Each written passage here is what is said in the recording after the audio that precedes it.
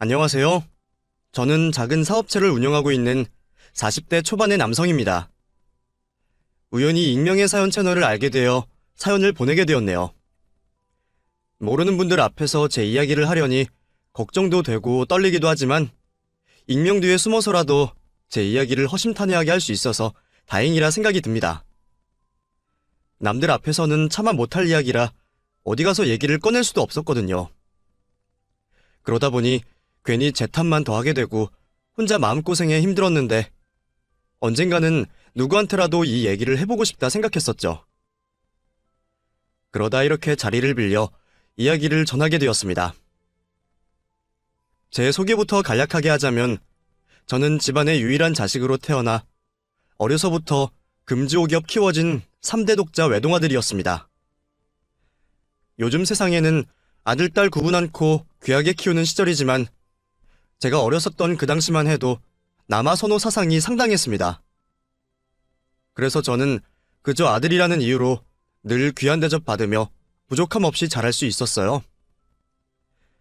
작은 공장을 운영하시던 아버지 덕분에 저희 집은 남들보다 여유가 있었고 여유 있으신 부모님은 하나뿐인 아들을 위해 뭐든 해주시는 분들이었습니다. 덕분에 저는 뭐 하나 아쉬울 것 없이 자랄 수 있었죠. 그렇게 오냐오냐 자랐는데도 제가 버르장머리가 없지 않았던 게 천만 다행이다 싶을 정도였는데 정작 저희 부모님께서는 자식 버릇 나빠질 걱정은 별로 안 하시는지 품 안에서 키우려 하셨습니다. 그렇게나 자식을 끼고 두셨던 부모님께서는 제가 하는 일이나 행동 하나하나를 걱정하고 간섭하셨습니다. 어려서는 그게 전부 관심이고 사랑일지 몰라도 나이 먹어가면서는 부담이고 과한 간섭일 수밖에 없었죠. 하지만 그걸 모르시는 저희 부모님은 다 자란 아들의 진로 문제나 연애 문제까지 전부 당신들 마음대로 하셔야 속이 편하신 분들이셨습니다. 원래 저는 어려서부터 컴퓨터 만지는 걸 좋아해서 컴퓨터 공학 쪽으로 진로를 잡고 싶었지만 아버지 회사를 물려받아야 한다는 부모님의 거센 반대로 경영 공부를 해야 했습니다. 아버지도 구멍가게에서부터 시작하셨던 회사라 경영 지식보다는 경험과 감에 의존해 직접 실전으로 부딪혀서 회사를 키우신 분이셨지만 당신 아들은 제대로 경영을 배워서 그럴듯한 회사를 만들기를 바라셨던 거죠. 저는 회사를 물려받거나 경영을 하거나 그런 꿈을 한 번도 가져본 적이 없었는데도 부모님의 바람 때문에 떠밀리듯 경영학과에 지원할 수밖에 없었습니다. 하기 싫은 공부를 억지로 떠밀려 해야 하다 보니 정말 죽을 맛이었지만 그래도 그런 저의 대학 생활이 그리 나쁘지만은 않았습니다. 제가 대학에서 저의 첫사랑을 만났기 때문이었죠. 그 친구는 같은 학교 법대에 다니던 신입생이었습니다. 법대 다니는 친구와 경영학도인 제가 어쩌다 만났는지 그것도 전부 우연이었죠.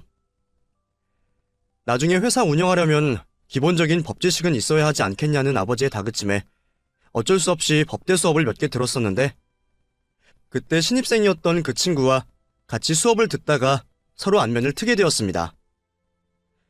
사실 당시 신입생으로 정신없이 학교 공부를 해야 했을 그 친구에게 다른 학과 선배인 제가 눈에 들었을 리는 없었고 수수하지만 아름다운 영주의 모습에 한눈에 반했던 제가 일방적으로 그 친구에게 관심을 표했을 뿐이었습니다. 그렇게 저는 그 친구를 참 귀찮게도 쫓아다녔습니다. 아르바이트하며 공부까지 해야 한다고 연애에 관심 없던 친구였지만 제가 그런 영주를 쫓아다니며 커피 사주고 밥 사주면서 겨우겨우 얼굴을 보곤 했었죠. 그렇게 저희는 자연스럽게 연인이 되었고 그런 영주가 너무나 좋았던 저는 영주와 결혼까지 생각했습니다. 이제 막 20대 초반 나이에 대학 생활을 즐기는 청춘이니 결혼이라는 게 먼 나라 이야기 같겠지만 영주를 봤던 저는 운명을 느꼈습니다. 내가 결혼을 한다면 이런 여자와 하겠구나 생각하며 저는 영주와 오랫동안 관계를 유지하고 싶었어요. 하지만 저는 연애와 결혼마저 제 마음대로 할 수 없는 사람이었습니다. 우리 집이 재벌도 아니고 내가 재벌 3세도 아닌데 부모님은 심할 정도로 저의 결혼과 연애에 관심이셨습니다. 어떤 여자랑 결혼해야 한다 생각하시는 건지 모르지만 제가 아직 영주와 결혼하겠다는 얘기는 꺼내지도 않았는데 연애부터 반대를 하셨죠. 네가 그런 애 만나서 뭐 하려고 그래? 공부나 열심히 하고 결혼은 나중에 선봐서 하면 돼. 지금 괜히 그런 나부랭이들 만나고 다녀서 너한테 좋을 거 하나 없다. 그러다가 혹시나 여자애가 임신이라도 해서 네 발목 잡으면 어쩌려고? 너는 한참 더 클 애야. 겨우 그런 애한테 인생 저당 잡힐래? 겨우 그런 애라뇨. 영주가 어떤 사람인지 알지도 못하시면서 대체 왜 그러세요? 왜? 어머, 얘 좀 봐? 늘 부모 말이라면 고분고분하던 애가 이런 것 보면 벌써부터 뻔하네. 걔가 널 이렇게 만든 거야. 네가 별 볼 것 없는 그 애랑 어울려 다녀서 물이 든 거라고. 부모님, 특히 저희 어머니는 제가 영주를 만나는 것을 무척이나 못마땅해 하셨습니다. 결혼은 당연히 더 좋은 여자랑 해야 한다고 연애조차 하지 못하게 하셨죠. 저희를 반대하시는 이유는 별것 아니었습니다. 영주가 가난한 집 딸이라는 이유였어요. 어머니는 영주가 얼마나 공부를 잘해서 법대에 들어왔는지, 얼마나 노력해서 아르바이트하며 학교 생활을 하는지 그런 건 전혀 관심이 없으셨습니다. 아니, 오히려 가난한 주제에 가방끈이 길다고 싫어하셨죠. 가난한 집 딸이 감투 달아봤자 끈떨어진 년이라며 저한테 하등 도움될 일 없다고 반대를 하셨던 거죠. 기집 애들 공부 길게 해서 뭐 한다니? 그래봤자 걔가 뭘 하겠다고. 법대 나온다고 다 판검사 된다니? 그것도 돈 있고 빽 있는 애들이 나는 거야. 하물며 걔는 여자애 가난한 집구석에 그런 집에서 딸 하나 잘 키워서 바라는 게 뭐겠니? 적당히 있는 집에 시집 보내서 사위한테 빨대 꽂을 생각이 나는 거지. 너 평생 없는 처가 먹여 살리고 머리 자란 아내 등살에 눌려 죽고 싶어? 그런 애들보다는 차라리 고졸에 집에서 얌전히 살림이나 하고 내조하겠다는 애들이 낫지. 네가 아직 뭘 몰라서 그러는 거다. 그러니까 진짜 깊게 엮이기 전에 헤어져 제발. 제가 가장 사랑하던 어머니가 제가 사랑하기 시작한 여자를 그렇게 모욕하고 반대하시는 건 정말 견디기 어려운 일이었습니다. 아직 깊은 뿌리를 내리지도 못했는데 처음부터 꺾이고 밟힌 새싹은 다시 자랄 생각을 하지 못했죠. 그래도 저는 어떻게든 버텨보려 했지만 제 고집을 두고 보지 못하신 어머니는 기어이 영주를 찾아가셨습니다. 그리고 저한테 했던 말들을 더 뼈아프게 하셨겠죠. 그 사실을 제가 한참 나중에서야 알게 되었을 때 이미 영주는 마음의 정리를 하고서 제게 이별을 고했습니다. 말로는 고시 준비를 해야 한다며 헤어지자고 했지만 어머니 때문이라는 걸 모르지 않았어요. 비겁하게도 저는 그런 영주를 잡지 못했습니다. 당시 저는 부모님 품 안에서 곱게 자란 온실 속 화초였고 그런 부모님과 의절을 하거나 부모님을 저버리는 일을 차마 할 수가 없었습니다. 그렇다고 그런 부모님 등살에 영주를 제대로 지켜줄 힘도 없었죠. 결국 내 욕심에 양쪽 다 힘들게 하는 상황밖에 없다고 생각했던 저는 저의 행복을 포기하기로 했습니다. 그리고 그 후로 다시는 연애 같은 건 하지 않게 되었죠.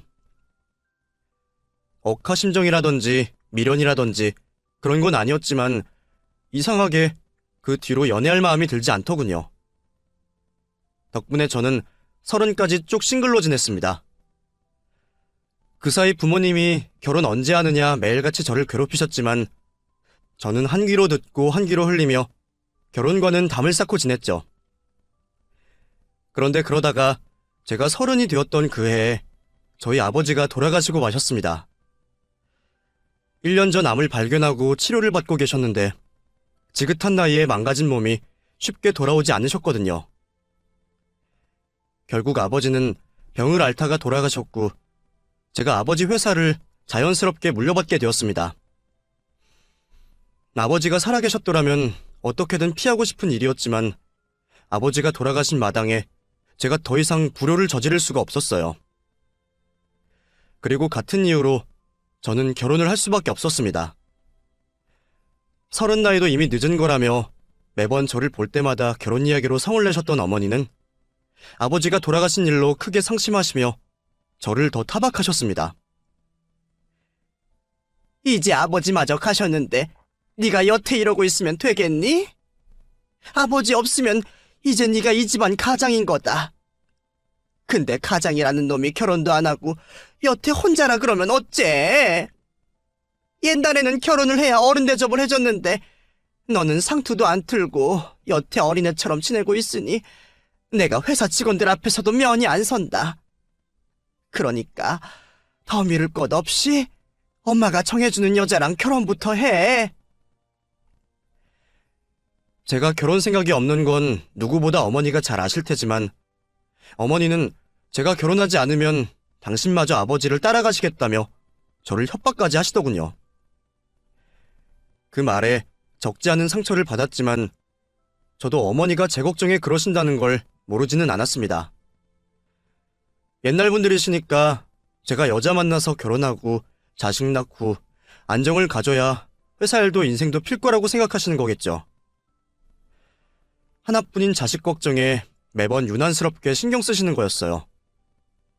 결국 저는 어머니가 시키시는 대로 선을 보게 되었고 그 자리에서 어머니가 마음에 들어하시던 여자와 결혼을 하게 되었습니다.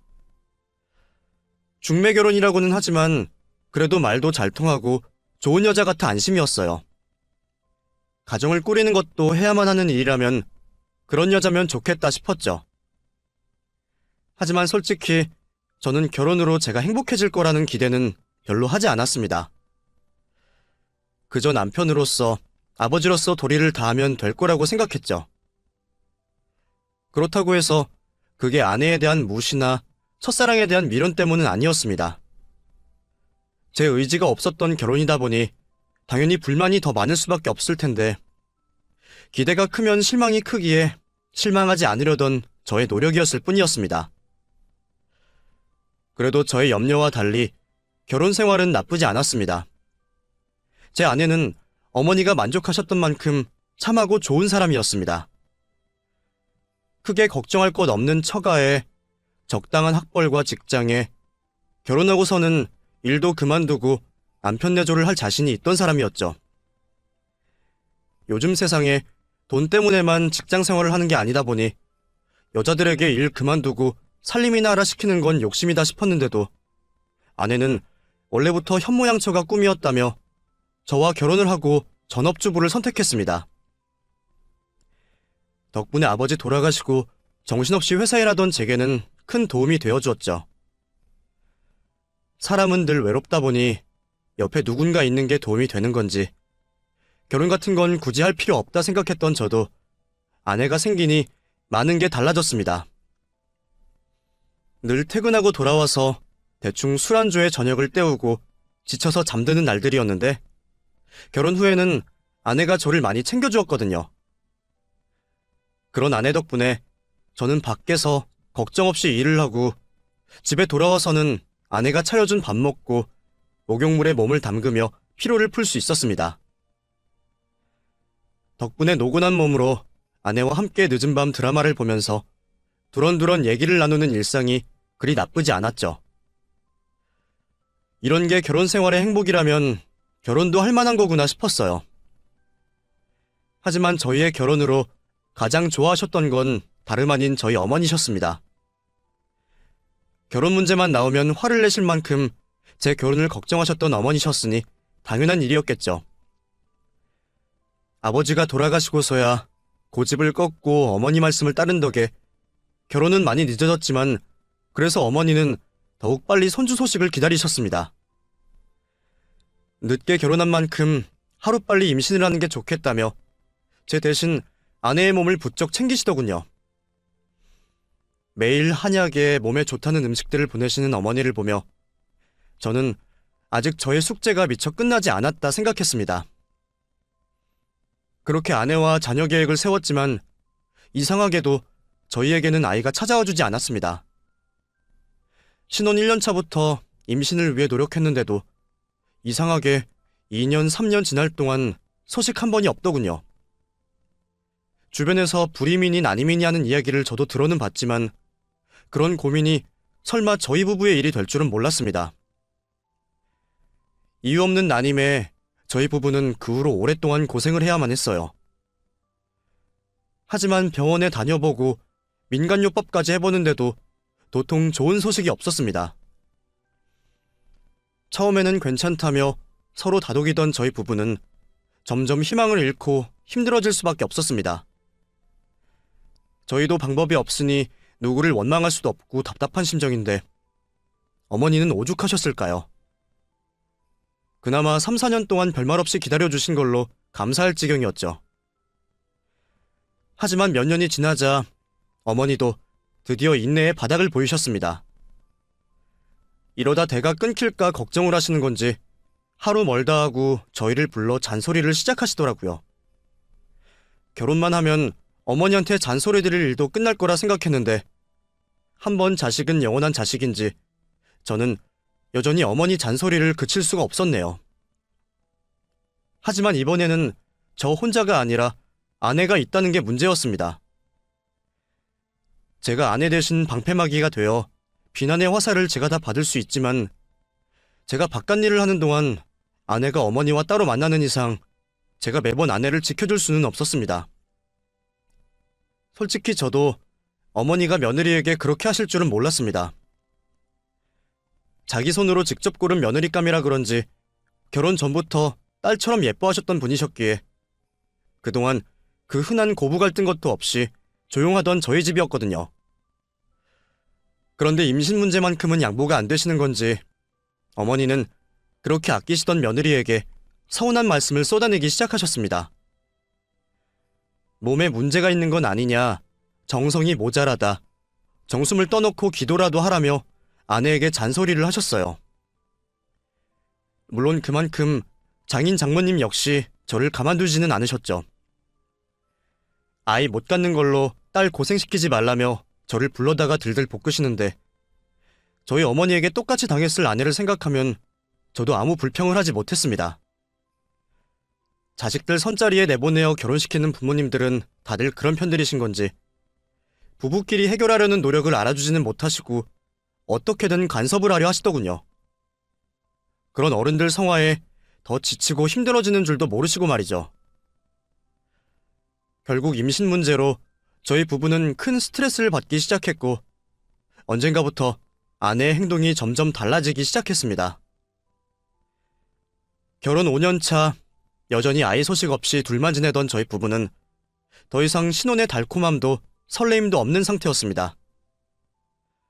보통이라면 2, 3년 차에 아이 낳아 기르는 재미로 정신없이 살아야 하는 거지만 저희한테는 아이가 없으니 관계를 다잡을 기회가 없었던 거죠. 그래서 저는 저대로, 아내는 아내대로 각자 할 일을 찾아 나선 듯 했습니다. 저야 원래 회사 일로 바쁜 사람이었으니 여전히 했지만 집에서 내조하던 아내는 갑자기 바빠지기 시작했죠. 처음에는 쇼핑이다 모임이다 조금씩 바빠 보였고 저도 그런 문제로는 아무 말 하지 않았습니다. 아내 역시 결혼하고 아이 낳아 기를 생각에 취직도 안 하고 전업주부를 선택했을 텐데 일거리가 없으니 방황하는 게 당연할 거라 생각했거든요. 물론 그 사이에도 임신을 해보려고 여러모로 노력했지만 좋은 소식이 들려오기 전까지는 아무 의미 없는 일들 뿐이었을 겁니다. 그래서 아내는 꽃꽂이나 요가나 취미들을 가지며 나름 바쁜 일상을 보내기 시작했습니다. 그때까지만 해도 살림 잘 챙기며 자기 할 일 하다 보니 제가 걱정할 만한 일은 없을 거라 생각했죠. 그런데 나이를 먹어서 그런지 세월이 지나서 그런지 아내가 점점 더 이상해지기 시작했습니다. 집에만 있던 사람이 어느 날부터 모임을 즐기더니 개모임에서 놀러간다며 외박에 중마고 친구들과 해외여행에 어느새 저는 안중에도 없이 밖으로 돌기 시작하더군요. 덕분에 저는 아내 없이 밖에서 밥을 사 먹고 들어가고 텅 빈 집에서 혼자 잠드는 게 일상이 되기 시작했습니다. 1년에 반 정도는 밖에서 지내는 아내의 모습에 저는 그제서야 뭔가 잘못되었다 생각했죠. 하지만 이미 아내는 그런 생활이 익숙해져 있었던 건지 뒤늦게 말리는 저의 말을 듣지도 않았습니다. 놀고 즐기고 그런 거 다 좋지만 그래도 너무한 거 아니야? 나 요즘 당신 얼굴도 못 보는데 너무 밖으로 도는 거 아니야? 이래가지고 임신은 언제 하고 애는 언제 낳으려고? 당신 설마 다 포기한 거야? 그럼 나는 1년 365일 집에 처박혀서 임신 준비나 하라는 거야? 내가 애 낳는 기계야? 나도 힘들어. 지난 몇 년간 당신이랑 당신 어머니한테 시달리면서 마음고생 너무 했다고. 그래서 나도 이제 숨통 좀 튀어보자는 건데 그게 그렇게 불만이야? 그럼 당신은 내가 하루 종일 당신만 기다리면서 집구석에서 밥이나 하고 빨래나 했으면 좋겠어? 그럴 거면 차라리 식모를 들이지 왜 결혼을 했어? 여보, 당신 고생 많은 건 나도 알지.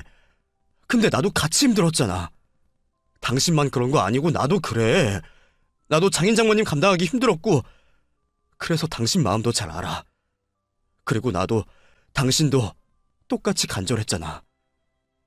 우리 아직 포기하기 아쉽지 않겠어? 근데 그런 당신이 밖으로만 돌면 나는 어떻겠어? 나 당신 없이 빈집에 퇴근하는 것도 너무 힘들고 당신 없이 혼자 못 살아. 우리 그러지 말고 다시 노력해보면 안 될까? 그러니까 그 노력 나만 하는 거잖아. 임신하는 것도 애 낳는 것도 결국 나인데 당신이랑 나랑 그 고생이 어떻게 똑같아? 아내의 말에 저는 더 이상 아무 말도 할 수 없었습니다. 부부라서 같이 고통을 나누고 함께 노력해야 한다 생각했는데 아내는 더 이상 저와 함께 노력할 생각이 없어 보였습니다.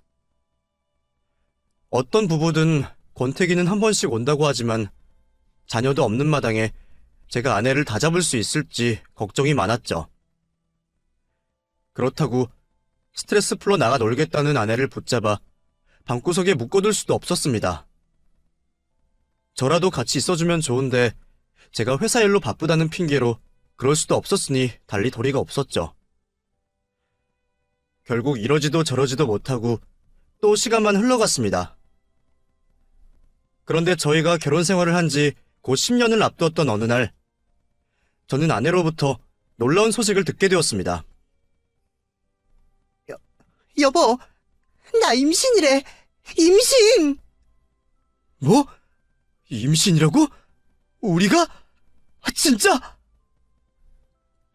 요 며칠 자꾸 속이 안 좋다, 소화가 안 된다고 그러는 아내에게 병원이나 가보라고 했더니 병원에서 임신인 것 같다는 이야기를 들었답니다. 그때 제 나이가 41였고 아내의 나이가 37이었는데 솔직히 그 나이에 아이를 볼 줄은 몰랐습니다. 물론 끝까지 노력은 해봐야겠지만 40이 넘어가면서 저는 아이 욕심을 많이 내려놨었고 사실 더 이상 가망이 없을 거라 생각했었죠. 그런데 40 넘은 나이에 첫 아이를 봤다는 건 정말 꿈같은 일일 수밖에 없었습니다. 저는 너무 기뻐서 임신한 아내를 끌어안고 환호했고 아내 역시 제 품에 안겨 눈물을 흘리더군요. 한동안 대면대면하고 권태로웠던 저희 부부가 오랜만에 다시 다정한 모습을 만들 수 있었습니다. 그것만 봐도 부부 사이에 아이의 존재가 얼마나 중요한 건지 몸소 깨달을 수 있었죠. 그렇게 임신한 아내 소식에 양가 집안은 기쁨의 도가니가 되었습니다. 거기다가 아들이라는 이야기까지 들었으니 손자 바라시던 어머니도 칠순의 소원을 이루게 되었다고 무척 좋아하셨어요. 저는 더할 나위 없이 기뻤습니다.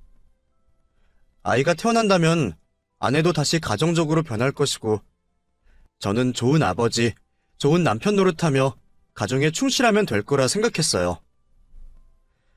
10년이나 기다렸던 아이였기에 저는 제 아들에게 좋은 것들만 해줄 생각을 하고 있었습니다.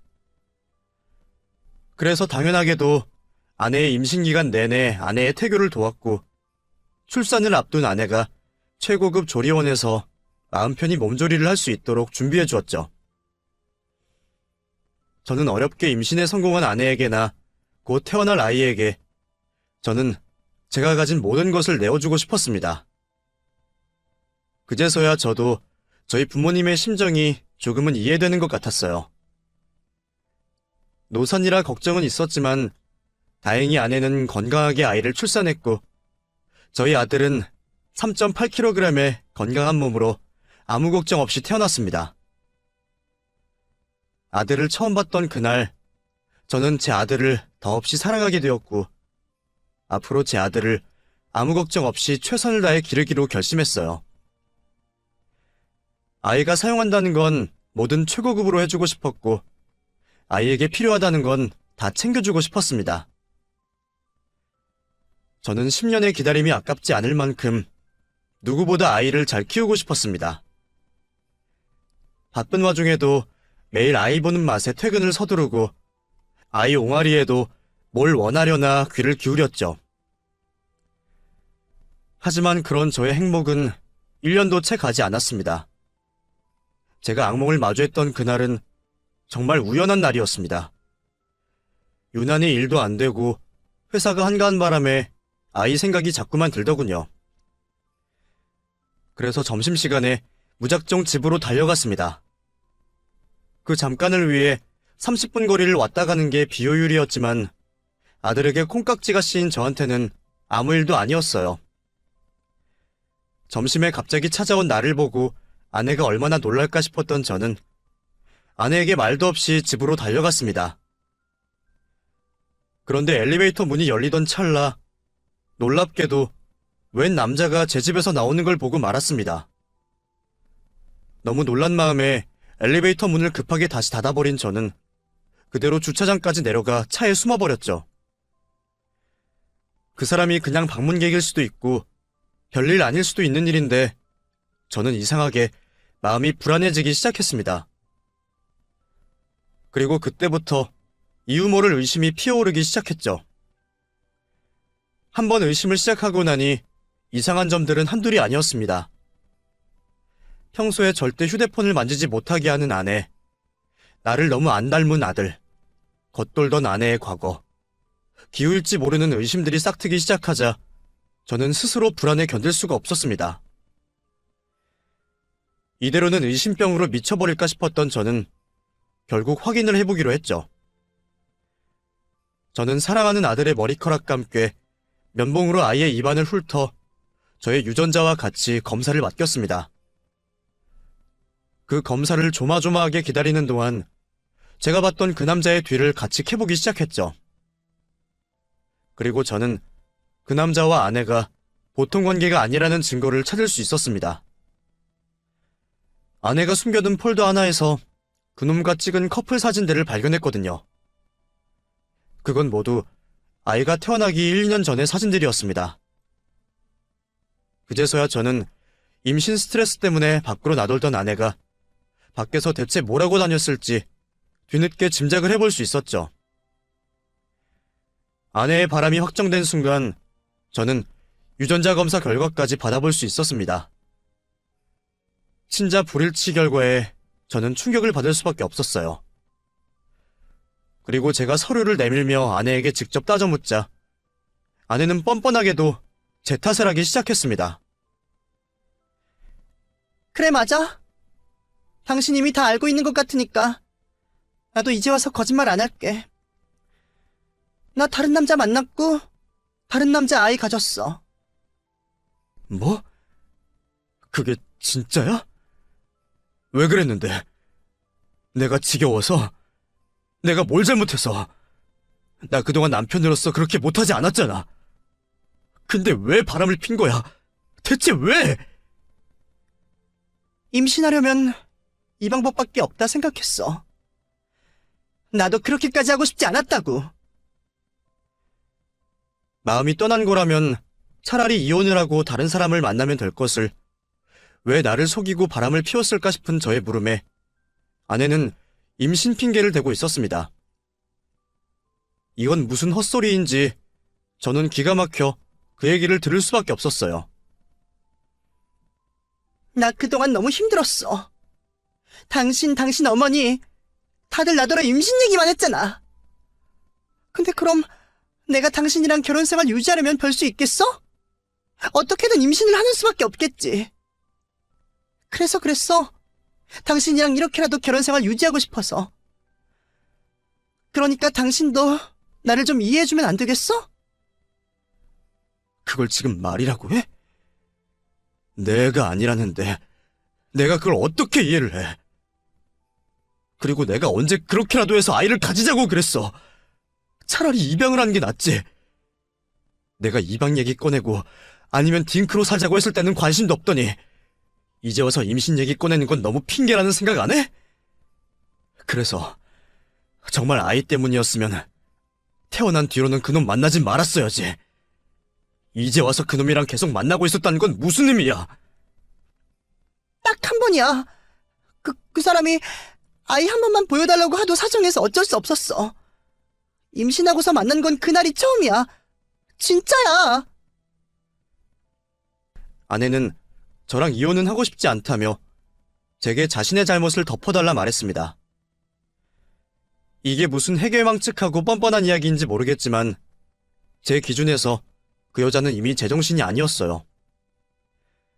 누가 봐도 밖에서 바람나서 실수로 임신을 한 게 뻔해 보이는데 제 재산 때문인 건지 그놈한테 무슨 사정이 있는 건지 평생 저를 뻐꾸기 둥지 삼아 제 살을 뜯어먹을 생각이었던 모양이었습니다. 제가 그 사실을 몰랐다면 아마 아내는 평생 저를 속이고 제 뒤통수를 쳤겠죠. 이제 와서 제가 유전자 검사까지 하고 나니 더 거짓말을 할 수 없는 게 아쉬웠을 여자였습니다. 결국 아내의 뻔뻔한 비밀 고백에 저는 큰 충격을 받을 수밖에 없었습니다. 그리고 그 순간 극심한 충격에 저는 혈압이 올랐는지 바닥에 쓰러지고 말았습니다. 머리 쪽으로 피가 몰리는 게 느껴지면서 서서히 의식이 희미해져 가고 있었죠. 그런데 그 상황에서 놀라서 구급차를 불러야 마땅할 텐데도 제 아내라는 사람은 눈 하나 깜빡하지 않더군요. 그래도 10년 같이 살붙이고 산 남편이 바닥에 쓰러져 사경을 헤매는데 마치 제가 그래도 죽기라도 바라는 것처럼 그 꼴을 그냥 두고 보고 있는 겁니다. 그 순간 저는 그런 여자와 여태 살았나 싶어 그 사람이 두려워지고 말았습니다. 여보,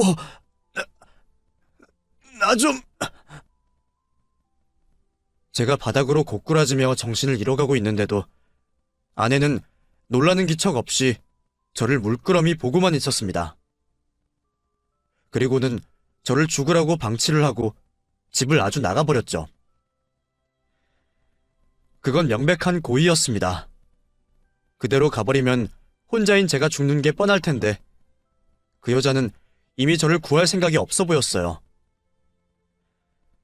그렇게 아내가 나가면서 현관문 닫히는 소리를 들으며 저는 주마등이 스쳐가는 기분이었습니다. 하지만 이대로 죽기는 너무 억울할 것 같더군요.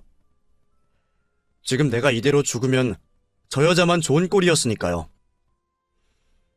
어머니는 손자가 누구 핏줄인지도 모르고 계실 테고 그 여자는 입을 싹 다물 테니 그럼 제 재산이 전부 저 파렴치한 여자와 남의 자식에게 넘어갈 일이었습니다. 그 생각을 하자 이대로는 못 죽겠다는 생각에 저는 마지막 젖먹던 힘을 낼 수밖에 없었습니다. 멀어져가는 의식을 붙잡으면서 저는 주머니 안에 들어있던 핸드폰을 겨우 꺼낼 수 있었습니다. 손가락에 힘 하나 안 들어가는 와중에 정말 미치겠더군요. 하지만 죽기 살기로 하면 안 될 일이 없었습니다. 저는 휴대폰을 겨우 열었고 긴급전화를 눌러 119에 신고를 할 수 있었죠.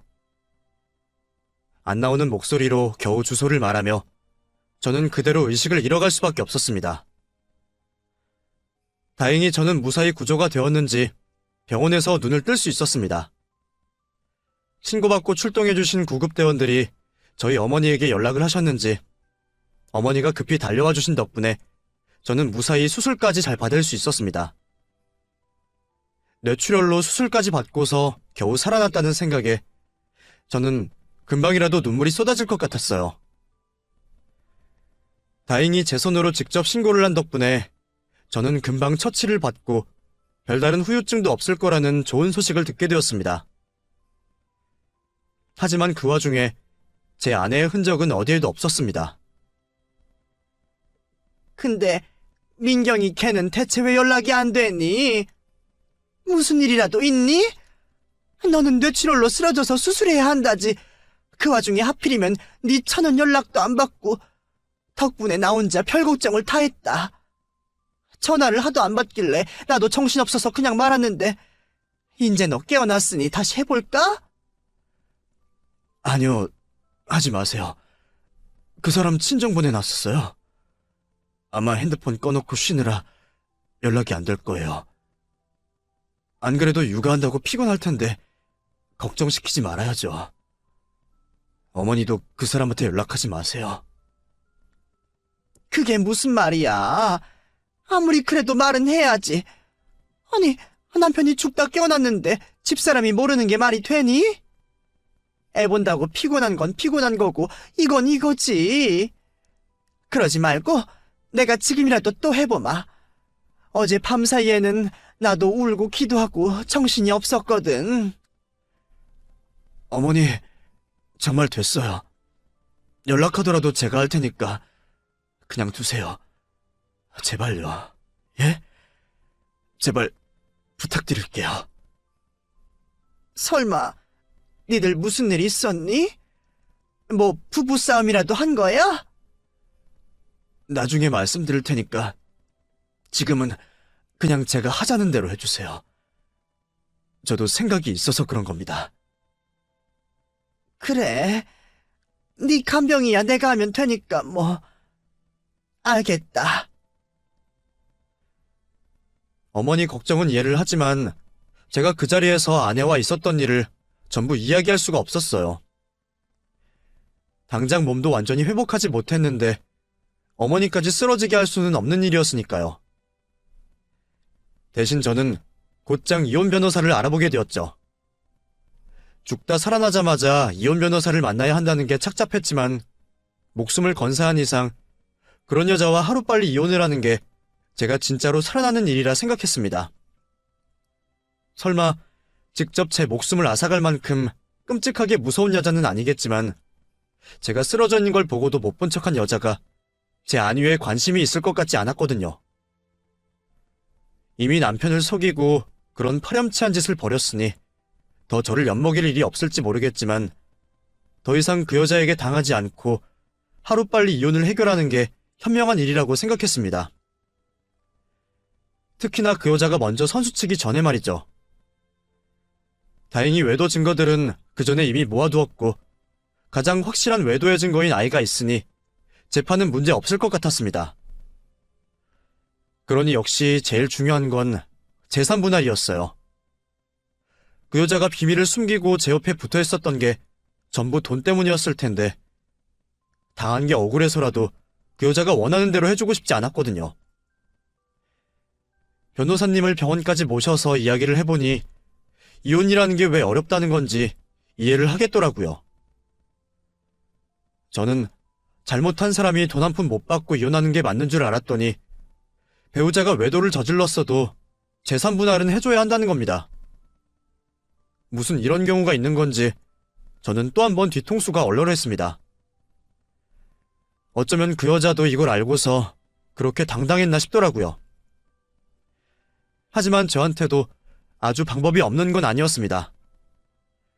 소송으로 가지 않고 그 여자 잘못을 들어 적당히 협의선에서 끝낼 수도 있고 아니면 길고 지겹더라도 여러 번 재판으로 가서 재산 분할을 줄이는 방법도 있었죠. 그나마 타고 다니던 차나 제가 가지고 있던 상가가 회사 법인명이라서 개인 재산이 별로 없는 게 제게 유리한 일이었습니다. 만약 그것들이 전부 제 개인명이었다면 저는 회사 매출의 사무실까지 그 여자와 나눠야 했을지도 모르니까요. 그래도 그동안 기여도나 결혼생활 내역을 판단해서는 그 여자에게 얼마를 내어줘야 했고 반면 제가 위자료로 받을 수 있는 돈은 몇 천만 원 정도로 그리 크지 않았습니다. 뻔뻔한 여자한테 몇 억이나 나눠줘야 한다는 게 속이 쓰렸지만 평생 아무것도 모르고 뻐꾸기 아버지로 사는 것보다는 몇 억으로 정리하는 게 이득이라 생각했습니다. 다행히 제가 들고 있던 증거들은 확실했고 아내가 쓰러진 저를 두고 가버린 건 역시 이혼의 책임이 될 수 있다는 이야기를 들었습니다. 물론 그쪽에서도 임신으로 스트레스 받거나 고부 갈등을 들어 만만하게 나오지는 않았지만 크게 손해보지 않는 선에서 정리를 할 수 있겠다는 이야기를 들었습니다. 몇 억 정도 재산 분할은 어쩔 수 없이 해줘야 하지만 그걸로 내 인생에서 그 여자를 내보내고 계산이 끝난다면 싸게 먹히는 거라 생각했어요. 나를 배신한 아내라고 하지만 그래도 같이 산 정이 있으니 지난 10년간 고생했던 값은 쳐주리라 싶었죠. 그 여자가 혹시나 더 욕심을 부리면 어쩌나 걱정했지만 다행히 장인 장모님께서 딸의 잘못을 인정하고 고개를 숙이셔서 일이 쉬웠습니다. 아내 역시도 자기도 캥기는 게 없지는 않았던 건지 아니면 그쪽 변호사가 똑똑해서 더 방법이 없다 싶었던 건지 그쪽이랑도 이야기가 잘 되어 협의이혼으로 끝날 수 있었습니다. 헤어지는 마당에 전철을 만나서 하고 싶은 욕이라도 실컷 할까 싶었지만 어차피 내 손을 떠난 일에 더 이상 미련이나 분노를 갖지 않기로 했습니다. 어쩌면 아내가 그렇게 된 일에 제 잘못이 아주 없다 생각하지 않았을지도 모르겠어요. 그렇게 변호사님 덕분에 이혼을 큰 문제 없이 끝낼 수 있었던 저는 직접 변호사 사무실을 찾아 감사 인사를 드리고 싶었습니다. 그런데 그곳에서 저는 전혀 상상할 수 없었던 사람을 만나고 말았습니다. 그 사람을 마주한 저는 순간 제가 헛것을 보는 줄만 알았어요. 몇십 년 만에 만나는데도 여전한 그 사람은 다름 아닌 어릴 적 저의 첫사랑 영주였습니다. 그 사람이 왜 여기 있는 건지 저는 너무 놀라서 말도 못하고 얼어붙고 말았죠. 결혼하고도 몇 번 첫사랑의 추억을 떠올려 본 적은 있었지만 살면서 다시 만나게 될 줄은 몰랐는데 제가 영주를 다시 만나게 되었다는 게 믿기지 않았습니다. 혹시 진표 오빠? 영주야, 너 정말 영주 맞아? 정말 진표 오빠 맞구나. 세상에, 진짜 오랜만이다. 우리 헤어진 지 얼마나 된 거지? 10몇 년 만인가? 거의 20년 다 됐겠네. 근데도 오빠는 얼굴 그대로네? 너야말로 20년 전이랑 다를 게 없는걸. 근데 네가 여기 왜... 아, 나 여기서 일해. 파트너 변호사. 사시 합격했었거든. 그러는 오빠는 무슨 일이야? 의뢰? 그렇지. 변호사가 됐다니 너무 놀랐어. 믿기지가 않아서 무슨 말을 해야 할지 모르겠네. 다행이다. 오빠 놀래키는 게 내 목표였는데. 나중에 다시 만나면 놀랄 만큼 성공이 있어야지 생각했거든. 저는 정말로 놀랐습니다. 20여 년 전 제 첫사랑이었던 그녀가 변호사가 되어 있다니 말이에요. 그것도 제 이혼을 도와주신 변호사님 사무실에서 말이죠. 무슨 이런 우연이 있고 인연이 있는지 제가 전처와 이혼을 하는 바람에 옛사랑 그녀를 다시 만나게 된 것은 운명의 장난이라고밖에 생각이 되지 않았습니다. 결혼하고서는 저도 다 잊었다 생각했는데 이혼을 하고 만나서 그런 건지 괜히 옛 추억이 더 떠오르더군요. 그리고 그녀 역시 저를 기억해주고 있었다는 게 무척 고마웠죠. 어쩌면 이제는 제가 아픔을 딛고 새 출발을 할 수 있지 않을까 작은 기대마저 들었어요. 물론 영주 역시 혼자여야 하지만 말이에요.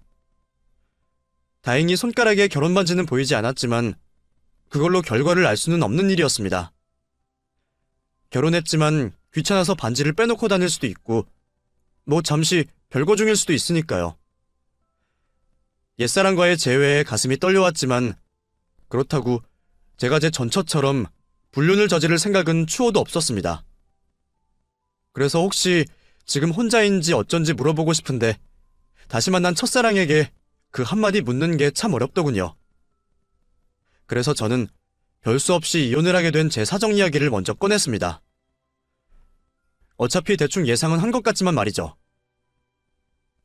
나 이혼 도와주신 분이 김 변호사님이라 그동안은 내가 몸이 안 좋아서 사무실 밖에서만 배웠는데 이혼 잘 마무리해 주셔서 감사 인사 드리고 싶어서 찾아왔어.